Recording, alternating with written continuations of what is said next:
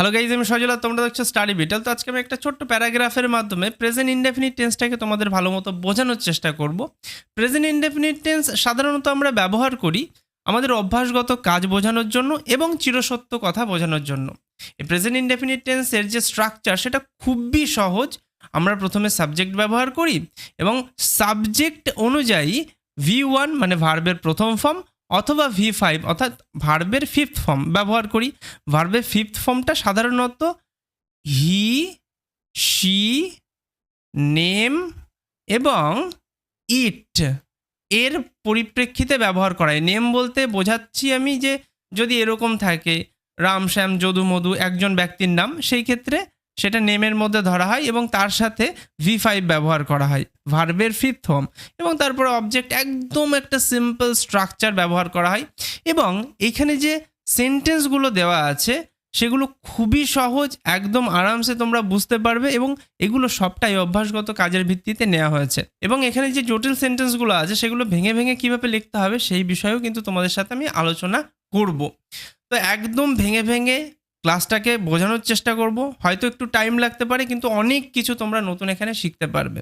তো চলো শুরু করা যাক। প্রথমে কি লেখা আছে যে আমি প্রতিদিন সকালে তাড়াতাড়ি উঠি। অবশ্যই এটা অভ্যাসগত কাজ, প্রতিদিনই কাজটা করি।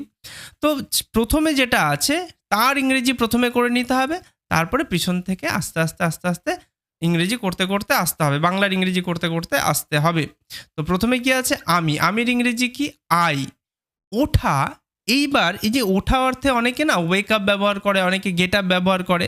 আমি এখানে ওয়েক আপ লিখছি, ঠিক আছে।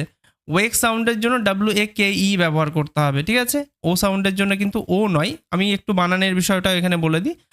W ব্যবহার করতে হয় ও, তারপরে যদি কোনো ভাওয়েল থাকে ও সাউন্ডের পরে তাহলে W ব্যবহার করতে হয়। তো ওয়েক এর সাথে আপ ব্যবহার করলাম।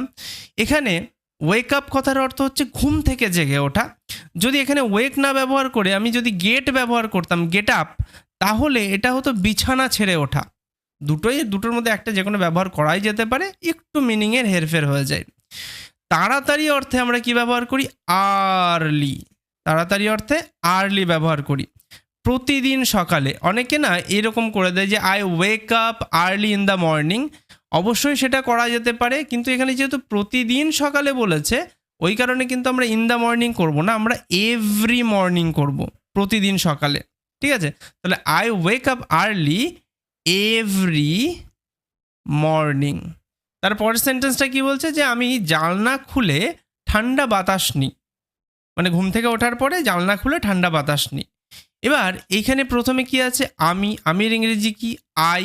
এখানে দেখো এখানে দুটো কিন্তু কাজ বোঝাচ্ছে, যে জানলা খোলা হয় এটা একটা কাজ, ঠান্ডা বাতাস নেওয়া হয় এটা একটা কাজ। যখন এরকম দুটো কাজ বোঝাবে তখন বেশি জটিলতা না করে আমরা কি করতে পারি, যে সেন্টেন্সটাকে ভাঙতে পারি। কীরকমভাবে, যে আমি জানলা খুলে ঠান্ডা বাতাস নিই, আমি জানলা খুলি এবং ঠান্ডা বাতাস নিই।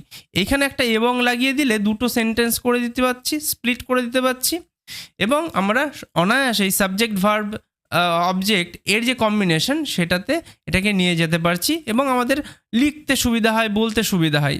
তো আমি এরকমভাবে সেন্টেন্সটা করে নিলাম যে আমি জানলা খুলি, আমি জানলা খুলি। তো এখান থেকে আমরা সামনের দিকে এগোবো। তো এখানে খোলা ইংরেজি কি ওপেন। ওপেন, আই ওপেন জানলা। দ্য উইন্ডো করতে পারি, দ্য উইন্ডো। ওকে, উইন্ডো বানানটা ভালো মতো দেখে রাখতে হবে। তো আই ওপেন দ্য উইন্ডো, আমি জানলা খুলি এবং ঠান্ডা বাতাস নিই। অ্যান্ডের পরে যেহেতু ওই একই জোনার বিষয়ে কথা বলা হচ্ছে ওই জন্য সাবজেক্ট ব্যবহার করার দরকার হয় না, ডাইরেক্ট ভার্ব থেকে শুরু করলেই হয়। ঠান্ডা বাতাস নেওয়া, এখানে এই যে নেওয়া অর্থে আমরা টেক ব্যবহার করব। টেক, এই জায়গাটা মুছে দিই কারণ এই জায়গাতে আমাদের লিখতে হবে। ওকে, তো টেক তার সাথে ইন ব্যবহার করতে হয়। নেওয়া, বাতাস নেওয়া অর্থে টেক ইন ব্যবহার করা হয়, ঠিক আছে। ঠান্ডা বাতাস, তো আমরা লিখতে পারি কুল, অথবা লিখতে পারতাম ফ্রেশ, এটাও কিন্তু চলে, ঠিক আছে। ফ্রেশ, বাতাসের ইংরেজি হচ্ছে এয়ার। তাহলে টোটাল সেন্টেন্সটা এরকমভাবে হবে যে আমি জানলা খুলে বাতাস নিই, মানে আমি জানলা খুলি এবং বাতাস নিই। I open the window and take in cool air or fresh air, both আর কারেক্ট। ওকে, তারপরে কি বলছে, তারপর আমি মুখ ধুই এবং জল খাই। তারপর এই যে তারপর এটা একটা লিঙ্কার হিসেবে ব্যবহার করা হয়েছে। তারপর ইংরেজি কি লিখবো? দেন। তারপর আমি, এটা হচ্ছে সাবজেক্ট, আমি মুখ ধুই এবং জল খাই। এই যে এবং আছে না, তো এখানে সাবজেক্ট লেখার পর আমির জন্য আই লিখবো। এই দিক থেকে যাব না আমরা, যেহেতু এখান থেকে এই যে এবং দেওয়া মানেই কিন্তু ভেঙে দেওয়া, এর আগেরটা করলাম না, ভেঙে করলাম, তো এই এবং দেওয়া মানে ভেঙে দেওয়া, আমরা এই দিক থেকে এগোবো। ঠিক আছে, ধুই, মুখ ধোয়া। তো এখানে আমরা এরকম করবো যে আই, ধোয়া ইংরেজি কি? ওয়াশ, ধোয়া ইংরেজি ওয়াশ। মুখ, মুখ আমি এখানে মাই ফেস করে দিচ্ছি, ঠিক আছে, my face, I wash my face. এবং অ্যান্ড জল খাই, জল খাওয়া ইংরেজি ড্রিঙ্ক। ঠিক আছে, খাওয়া ইংরেজি মানে এখানে তো ইট ব্যবহার করবো না, কেননা তরল পদার্থ খাওয়া সেটাকে আমরা পান করা বলি সাধারণত, কিন্তু এখানে খাওয়া ব্যবহার করা হয়েছে তাই। তো যাই হোক, বুঝে নিতে হবে, এখানে ইট ব্যবহার করলে সমস্যা। তো ড্রিঙ্ক, ড্রিঙ্ক কি? জল, ওয়াটার, ওয়াটার। ওকে, তো এখানে টোটাল সেন্টেন্সটা কি হলো? Then I wash my face and drink water. এখানে কিন্তু সব কটা সাবজেক্টের সাথে কিন্তু V1 যাচ্ছে, V1। তারপর কি বলছে? আমি কিছুক্ষণ হাঁটাহাঁটি করি। এটা দেখে অনেকেই বিচলিত হবে অনেক রকমভাবে, যে হাঁটাহাঁটি ইংরেজি কি? একদম সিম্পল, আমি বোঝাচ্ছি। এখানে আমি আছে, এটা প্রথমে নিতে হবে আই। এখানে করির জন্য আবার অনেকে ভাবে যে ডু, না, হাঁটাহাঁটি করা একত্রে, এটা নিজেই একটা ভার্ব। হাঁটাহাঁটি করা মানে হাঁটা, জাস্ট হাঁটা। তো এখানে আই ওয়াক, এখানে এল সাইলেন্ট, ঠিক আছে, WALK, ওয়াক, আই ওয়াক, আমি হাঁটাহাঁটি করি কিছুক্ষণ। কিছুক্ষণ ইংরেজি কি? ফর আ ওয়াইল, একটা ফ্রেজের মতন কাজ করে, ফর আ ওয়াইল। ওকে, এটা কিন্তু একটা ফ্রেজ, কিছুক্ষণ ইংরেজি ফর আ ওয়াইল। এইগুলো কিন্তু বুঝতে হবে, এগুলো একটু বুঝে বুঝে লিখতে হবে। লেখার পরে কিন্তু সেটা মুখে আসবে আস্তে আস্তে, হঠাৎ করে ডাইরেক্ট কিন্তু বলা সম্ভব হয় না অনেকের ক্ষেত্রেই। এগুলো লিখে লিখে প্র্যাকটিস করে করে তারপরে বলা প্র্যাকটিস করতে হবে। এরপর কি হলো? এরপর আমি বই নিয়ে পড়তে বসি। এই জায়গাটা নিয়ে অনেকেই একটু কনফিউজ হয়ে যায় যে বই নিয়ে পড়তে বসি, পড়তে বসা ইংরেজিটা কীরকম হবে, বই নিয়ে কীরকম হবে, এটাকে একদম সিম্পলভাবে নিজের মতন করে বুঝে বুঝে লিখতে হবে। আগে এইটুকুন লিখে নিই। এরপরে ইংরেজি কি? After that, after that, after that. কে বসে? আমি বসি, এটা হচ্ছে সাবজেক্ট আই। এবার এটাকে সেন্টেন্সটাকে একটু ভালো মতো দেখি। আমি বই নিয়ে পড়তে বসি, আমি বই নিই এবং পড়তে বসি, এরকমভাবে বললে হবে না। আমি বই নিই এবং পড়তে বসি, সিম্পলভাবে। এইখান থেকে আমরা স্প্লিট করে দিয়ে এই সেন্টেন্সটাকে আগে লিখবো, তারপরে এটাকে লিখবো। কীরকমভাবে হবে? যে আমি বই নিই, আই, বই নেওয়া, টেক, নেওয়ার জন্য আমরা টেক ব্যবহার করি, I take a book, I take a book. এখানে স্প্লিট করেছি মানে এখানে অ্যান্ড ব্যবহার করব। তো এখানে অ্যান্ড পড়তে বসি, পড়তে বসা ইংরেজি হচ্ছে সিট ডাউন টু স্টাডি।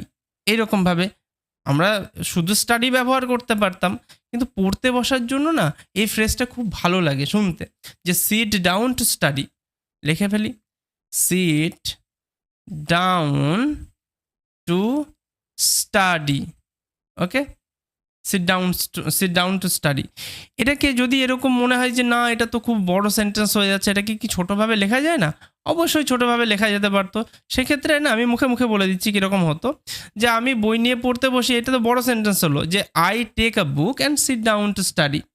এটাকে ছোট করতে হলে এরকম করতে হতো, যে I sit down to study with a book. Just with a book করে দিলেই না হয়ে যেত, এত কিছু লেখার দরকার হতো না, যদি একটার মধ্যেই মানে ছোট্টভাবে সেন্টেন্সটাকে করতে চাইতাম, সেটাও কিন্তু সঠিক হতো। আই থিঙ্ক তোমরা বুঝতে পারছো। যাই হোক, আমরা একদম শর্টকাটে করলাম, এটা একটু সহজ হয়, বুঝতে সুবিধা হবে, লিখতে সুবিধা হবে। যাই হোক, তারপরে কি বলছে? যে আমি নতুন কিছু শেখার চেষ্টা করি, আমি নতুন কিছু শেখার চেষ্টা করি। এটা একদম সিম্পলভাবে বুঝো। আমি আছে, আই লিখলাম, চেষ্টা করা, এখানে করির জন্য ডু ব্যবহার করার দরকার নেই। এরকম কিন্তু অনেক জায়গায় করিটা আলাদাভাবে থাকে, কিন্তু এর সাথে যে চেষ্টা করা, শুধুমাত্র তো আমরা চেষ্টা বলি না, চেষ্টা করা এরকমভাবে বলি, এটা নিজে একটা ভার্ব। ঠিক আছে, তাহলে আমি চেষ্টা করি, আই ট্রাই, শেখার, কি করার চেষ্টা করি? শেখার। এখানে বিভক্তি আছে তো ওই কারণে টু বসিয়ে শেখার জন্য কি ব্যবহার করা হয়? লার্ন। লার্ন, টু লার্ন হবে। শেখার বলেছে তো, টু লার্ন। কিছুর জন্য সামথিং, সামথিং। ওকে, নতুন, নিউ, তাই না? তাহলে আমি নতুন কিছু শেখার চেষ্টা করি, I try to learn something new. আমি নতুন কিছু শেখার চেষ্টা করি। তারপরে কি বলছে? যে আমি আমার ভুলগুলো ঠিক করি। এখানে এই যে ঠিক করা, এটা একটা ভার্ব, একসাথে একটা ভার্ব কিন্তু। সাবজেক্ট আমি, তো এটা প্রথমে আমি বসিয়ে নিই, আমির জন্য আই বসালাম। ঠিক করা ইংরেজি হচ্ছে কারেক্ট করা। আই কারেক্ট ভুলগুলো। এখানে আমার ভুল, ঠিক আছে, এই যে আমার, তোমার এরকম যদি থাকে না, এইটার পরে যেটা থাকবে সেটাকে নিয়ে এটাকে টোটালটাকে একসাথে কিন্তু ট্রান্সলেট করতে হবে। আমার ভুল, মাই মিস্টেক্স। ভুলগুলো বলেছে, মিস্টেক্স হবে, প্লুরালে হবে। তাই কারেক্ট মাই মিস্টেক্স, মিস্টেক্স। ওকে, তারপর কি বলছে? যে আমি ধীরে ধীরে উন্নতি করি। এই সেন্টেন্সটা খুবই ভালো মতো দেখো, খুব ইম্পর্টেন্ট। কেননা এইরকম টাইপের সেন্টেন্সগুলোতেই ভুল হয়ে যায়। কেননা আমি কি বললাম যে প্রথমে যেটা আছে সেটা দিতে হবে, তারপরে পিছন থেকে আসতে হবে। আগে লিখে নিই, ঠিক আছে? উন্নতি করা, এখানেও সেই করি কথাটা আছে। উন্নতি করা একত্রেই একটা ভার্ব। এখানে কি বলছে? যে আমি ধীরে ধীরে উন্নতি করি। আমির জন্য আই ব্যবহার করলাম। উন্নতি করা ইংরেজি হচ্ছে ইমপ্রুভ করা। আই ইমপ্রুভ, ইমপ্রুভ বানানটা IMPROVE, ঠিক আছে? ইউ ব্যবহার করে দেয় অনেকে ভুল করে, ইউ নয়, ও ব্যবহার করতে হবে। আই ইমপ্রুভ কি? ধীরে ধীরে, গ্র্যাজুয়ালি বলতে পারি। I improve gradually. কিন্তু এই সেন্টেন্সটাকে একটু পরিবর্তন করে লেখা হয়, কারণ এই যে গ্র্যাজুয়ালি যে কথাটা আছে এটা না অ্যাডভার্ব, আর অ্যাডভার্ব ভার্বের আগে থাকে। এটা তো ভার্ব, তো ভার্বের আগে থাকে হচ্ছে অ্যাডভার্ব। তো ওই কারণে সেন্টেন্সটা এরকম হতো যে I gradually, I gradually improve, ঠিক আছে? ইমপ্রুভ, ওকে, গ্র্যাজুয়ালি ইমপ্রুভ। বা আই স্লোলি ইমপ্রুভ, এরমভাবে বললেও হতো, কোনো সমস্যা নেই। তো এইটা হচ্ছে টোটাল প্যারাগ্রাফটা। এর ভিত্তিতে আমি তোমাদের একটা কাজ দিচ্ছি, এই প্যারাগ্রাফটাকে আরও একটু সুন্দরভাবে এরকমভাবে সাজানো যায়। যে আমি প্রতিদিন সকালে তাড়াতাড়ি উঠে আমি জানলা খুলে ঠান্ডা বাতাস নিই, তারপর আমি মুখ ধুই এবং জল খাই, এরপর আমি কিছুক্ষণ হাঁটাহাঁটি করি, হাঁটাহাঁটি শেষ করে আমি বই নিয়ে পড়তে বসি এবং নতুন কিছু শেখার চেষ্টা করি। পড়ার সময় আমি আমার ভুলগুলো ঠিক করার চেষ্টা করি। এভাবেই আমি ধীরে ধীরে নিজের উন্নতি করি। তো আমি এখানে কিন্তু একদম তোমাদের যে মেন পয়েন্ট সেগুলো কিন্তু ভালো মতো করে দিলাম। তোমরা যদি এবার পারো এইটাকে নিজে নিজে করার চেষ্টা করবে, এবং আমি এইটা নিয়ে নেক্সট একটা লাইভ ক্লাস করার চেষ্টা করব। তোমরা তখন মিলিয়ে নিতে পারবে যে তোমাদের কোথায় কোথায় ভুল হয়েছিল। এবং এখানে কিছু কিছু জটিল জটিল ব্যাপার আছে, যে উঠে আমি জানলা খুলে ঠান্ডা বাতাস নিই, ঠিক আছে, এরপর আমি কিছুক্ষণ হাঁটাহাঁটি করি, হাঁটাহাঁটি শেষ করে এইসব জায়গাগুলোতে তোমাদের একটু সমস্যা হতে পারে। কোনো সমস্যা নেই, তোমরা চেষ্টা করো। এবং আমি আই থিঙ্ক তোমরা এই জায়গাটা দেখতে পাচ্ছ না, আই থিঙ্ক এবার দেখতে পাচ্ছ। তো আমি এই জিনিসটাকে তোমাদের সলভ করে দেবো লাইভ ক্লাসের মাধ্যমে, ঠিক আছে? তো আই হোপ এই যে প্যারাগ্রাফটা করানো হলো তোমরা এখান থেকে অনেক কিছু শিখতে পেরেছো, এবং তোমাদের যদি কোনো প্রশ্ন থাকে বা কমেন্টের মাধ্যমে জানাবে, আমি তার আনসার দিয়ে দেওয়ার চেষ্টা করব। সবাই ভালো থাকবে, সুস্থ থাকবে। হচ্ছে এরকমই একটা নতুন ক্লাসে। টাটা।